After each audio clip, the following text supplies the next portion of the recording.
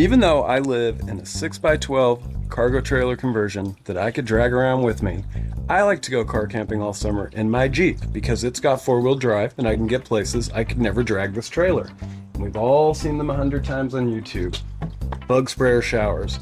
Super effective, especially if you just want to do some dishes or wash your hands. Manually pressurize it, you got running water. But what about when it comes time to shower? It sucks when you get all soaked up and then you go to rinse off and the water pressure goes away and somehow you got to reach down, find this pump and start pressurizing the water again. So since I'm already taking my Ryobi air compressor, because I always take that when I go camping in case I need to pump up a tire, why not find a way to hook that up to my bug sprayer and have constantly running water? Let's see if it works.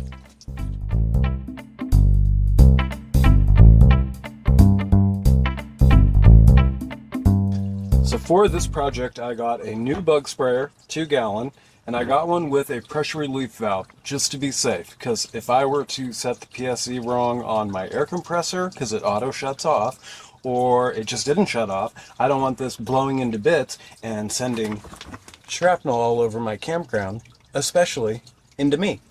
So I got these. Cost, I believe, $3.40 at Walmart. They come in different sizes. So all we're going to need is a tire valve. We're going to drill a hole, and now we're going to figure out which drill bit to use. And again, my Ryobi tools, because I love Ryobi. I also have a pair of pliers to pull the tire valve through once I get it in here, and a small file in case there's rough edges around the hole. Now, even though I built my own house and I'm a do-it-yourselfer, I'm not very good at determining 5/16, 5/32, because I'm not a person that regularly does this stuff, okay? So, for me, I'm just going to take the tire valve out, and to determine which drill I need, I know that we need a hole in this, and that this tire valve has to come through it. And then this part is going to compress as we pull it through, and then it's going to open up and it's going to seal in this little groove right here, and that's what holds the tire valve in place. So I'm just going to take out my drill bits and use the other end and measure them up to my tire valve and see if they're the same size, because if they are, that's going to be a big enough drill bit for this to fit through so that I can grab it and pull it through the hole. And it looks to me like this one is perfect. All that water you hear running in the background is, I have a small little water fountain, but it sure makes a lot of noise. Alright, so we're going to turn this on low speed, make it go the right way, and I think we'll just put the tire valve right here. So I'm going to start off real slow, and we're just going to start drilling a hole.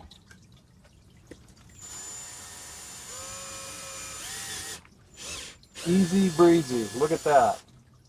Quicker than I thought. Now I'm just going to smooth it out a little. Okay, I do see a small little rough edge in there. Just going to clean that up a little bit.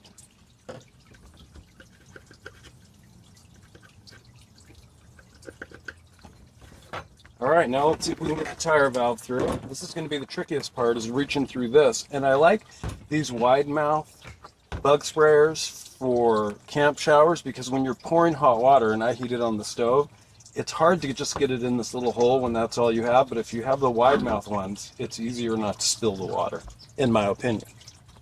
Alright, let's see if we can do this without dropping it in. Gotta hold it between two fingers.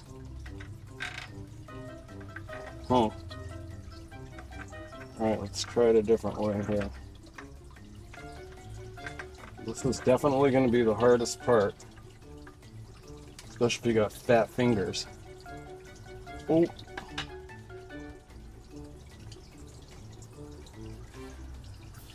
So I think that while the hole's big enough for the brass part to get through, this rubber part is just a little bit bigger. So I made a boo-boo on that. So we're just going to go to the next bigger drill bit and make it a little bit bigger. That's the beauty of do-it-yourself.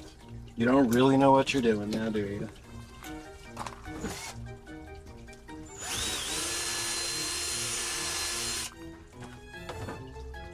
Alright, let's try that one out.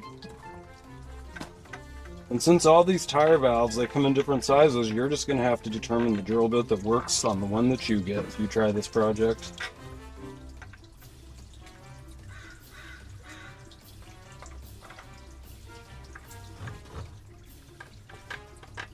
There we go.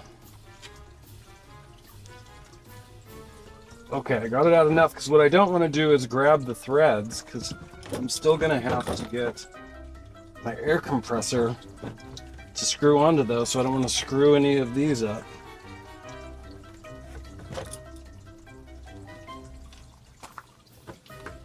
And this is going to be the hardest part, is pulling this through the hole until that first piece of rubber, it's like a flange, pops out and opens up.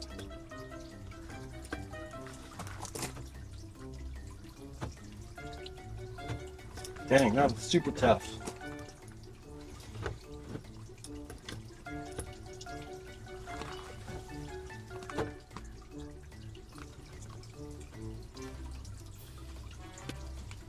Got a little leverage on it. There we go. So it seems to work easier if you use the side of the pliers as leverage on the actual. And this is what I like, hard-sided things. You can be rough with them instead of those bags that collapse for the showers that cost like almost $100. You always get a hole in those dumb things.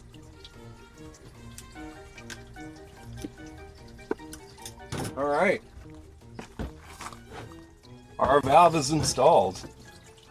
Now we're going to see if it works. This part has been shown on YouTube 100 times, how to turn a manually pressurized bug sprayer into a shower. But just for the sake, if you don't know how to do it, it's super easy. Get yourself a kitchen sprayer with the hose. This one says it's 1/4 inch, so we know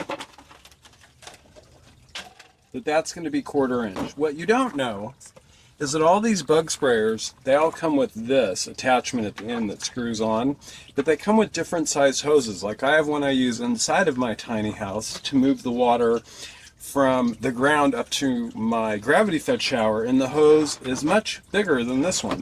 So you're just going to have to take it to your local hardware store to get the right part. So this is the adapter I got, and for this purpose, it's 5/16 to 1/4. So the 1/4 is relating to the end of the kitchen sprayer. This is going to screw in here like this. Grab my pliers, go. And we're going to tighten this guy up. Well, we'll just make sure it's done real good. Use 2 pair of pliers, because I'm not going to be taking this apart. So we'll get it real tight in there. All right. Now I took mine, because this is the new hose from this sprayer, to my local Ace Hardware, and we cut the end off to find the right size barb. Now you're going to use a hose clamp. So we're going to put that on here. We're going to get this barb over this. And push it all the way down to the end of the brass fitting. And that may take some manipulating. That's okay. Well, that sucker really is hard to get on. Okay, I think that's sufficient, because we're going to use this hose clamp on the barb right here to tighten it. So this is a little too tight already, and if I've learned anything in all my do-it-yourself, is that you don't want to do it to yourself, meaning cut yourself or injure yourself, and these are very sharp. So I'm going to be smart, put on my gloves, and so should you. Whenever I do a project like this and I think, you know, I should put my gloves on, and I don't, I end up with a nice nasty cut. Right. I like to hand tighten these hose clamps. We're going to loosen this one up a little bit. Slide it over the barb.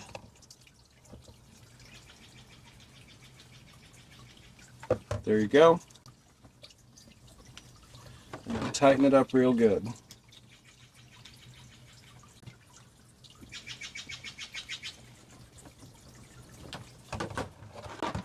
Perfect. Now we are going to install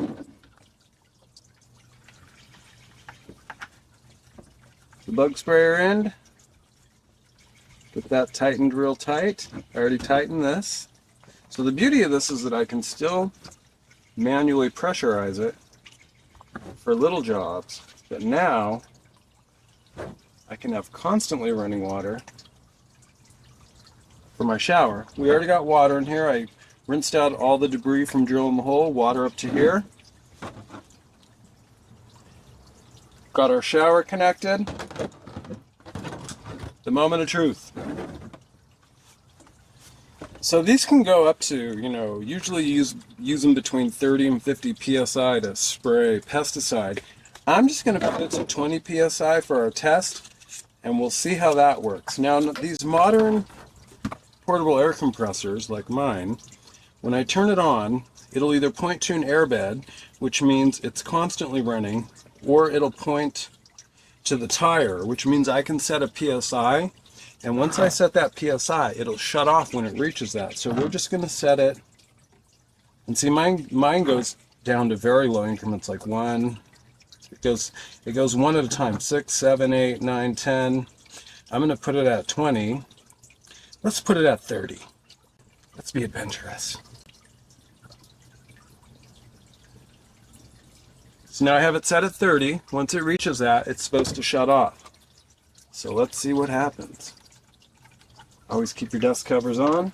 You can see we have no water pressure yet. Attach this. This might be a little loud. Just saying. Turn it on. You can see it pressurizing. It monitors what the pressure is. And there you go, we have 30 psi in there now. So this should allow for continuously running water without having to buy yet another piece of gear, since I'm already taking my Ryobi equipment with me, and this stuff is 6 years old since I built this house, including the batteries, and they still work. And those shower bags are expensive, and they always get leaks, and according to the reviews I see online, they wear out in like a year or so. Now let's see if we have pressurized water.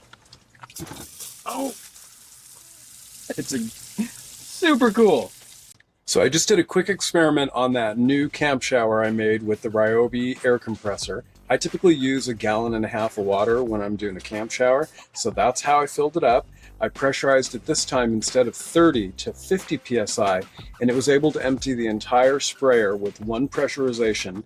And since the Ryobi was still connected, it was monitoring the pressure, and it went down to about 17% once it started blowing air. So that is going to make life in what I call my 4x4 Class D camper, D for do-it-yourself, much better. Continuously running water, so I don't have to reach down and do that manual pump, so I can take a full shower. Love it.